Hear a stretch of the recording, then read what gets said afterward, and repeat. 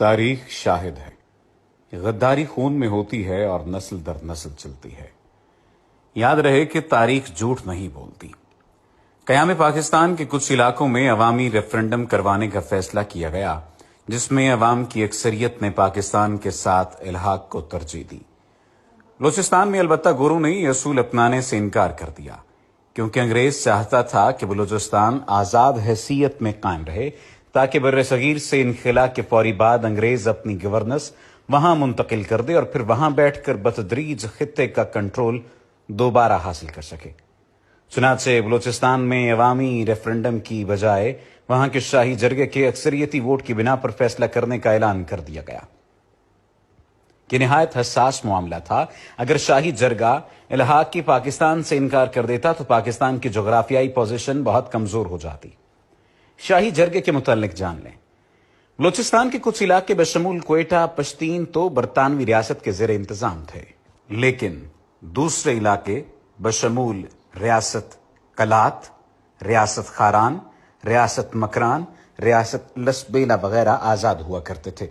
بلوچستان کے معاملات چلانے کے لیے انگریز نے ان علاقوں کے قبائلی سرداروں پر مشتمل ایک جرگہ بنا رکھا تھا، جسے شاہی جرگہ کہا جاتا تھا، جس کا صدر agent to governor general of British India ہوتا تھا اور عام طور پر انگریز کا وفادار سمجھا جاتا تھا۔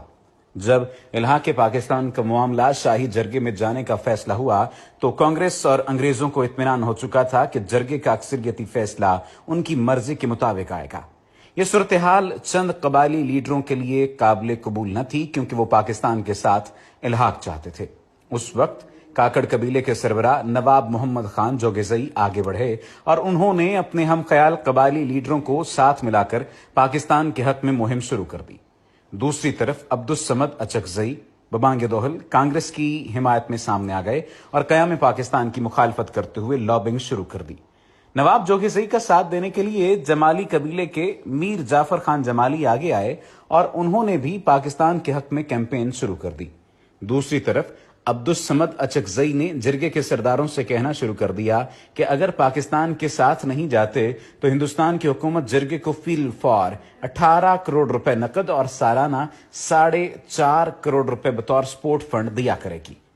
اتنی پرکشش آفر سن کر بہت سے سرداروں کا فیصلہ ڈگمگا سکتا تھا۔ چنانچہ نواب جوگیزئی اور نواب جمالی نے بھرپور کیمپین شروع کی اور ہر سردار کے پاس جا کر قیام پاکستان کے حق میں ووٹ دینے کی سفارش کرنا شروع کر دی۔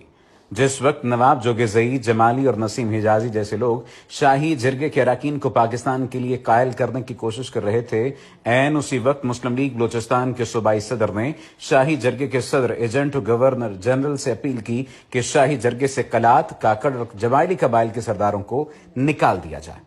یہ مطالبہ حیران کن تھا، کیونکہ اگر ان سرداروں کو نکال دیا جاتا تو پھر قیام پاکستان کے حق میں ووٹ ڈالنے والا کوئی نہ رہتا۔ ریفرنڈم کی تاریخ 29 جون کو طے ہوئی تھی اور اس وقت تک نواب جوگیزئی اپنے ساتھ اچھی خاصی حمایت اکٹھی کر چکے تھے، لیکن بلوچستان مسلم لیگ کے صوبائی صدر کی درخواست کا جائزہ لینے کے لیے شاہی جرگہ صدر نے 28 جون کی رات اعلان کر دیا کہ 29 جون کے اعلان میں صرف وائسرائے کا پیغام پڑھ کر سنایا جائے گا اور ووٹ 3 جولائی کو ڈالا جائے گا۔ اس کا مقصد یہ تھا کہ اگلے چند دنوں کے اندر جرگے کی کمپوزیشن تبدیل کی جا سکے۔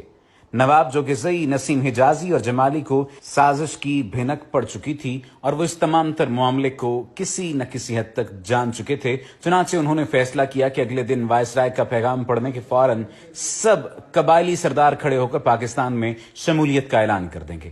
اگلے دن 29 جون کو اجلاس شروع ہوا، وائسرائے کا پیغام پڑھا گیا اور اس کے فوراً بعد جوگیزئی، جمالی، کاکڑ اور دوسرے قبائل کے سرداران اپنی جگہ سے کھڑے ہوئے اور پاکستان میں شمولیت کا اعلان کر دیا۔ یہ عام بات نہیں تھی۔ 65 کے جرگے میں 40 سے زائد سرداران نے جب یہ اعلان کر دیا تو پھر 3 جولائی کے اجلاس کی اہمیت ختم ہو گئی اور یوں اللہ کی مہربانی سے بلوچستان پاکستان کا حصہ بن گیا۔ جاننا چاہیں گے کہ مسلم لیگ بلوچستان کا صوبائی صدر کون تھا جس نے شاہی جرگے سے پاکستان کے حامی سرداروں کو نکالنے کی سفارش کی؟ اس کا نام قاضی عیسیٰ تھا، جو کہ سپریم کورٹ کے موجودہ جج قاضی فائز عیسیٰ کے والد گرامی تھے۔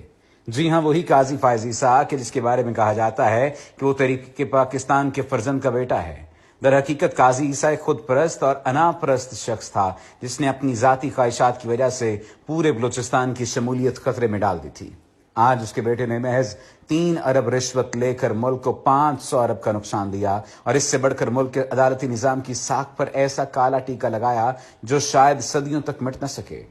سچ کہتے ہیں غداری خون میں ہوتی ہے۔ اوپر بیان کیے گئے واقعات تاریخ کا حصہ ہیں۔ آخر میں سلام ان بلوچ لیڈرز کو جنہوں نے 1947 میں کروڑوں کی آفرز ٹھکرا کر پاکستان میں شمولیت کا فیصلہ کیا۔ قاضی عیسیٰ ان بلوچ اور پختون لیڈروں کی دھول کے برابر بھی نہیں۔ قیوم نظامی کی کتاب قائد اعظم بحیثیت گورنر جنرل سے اقتباس۔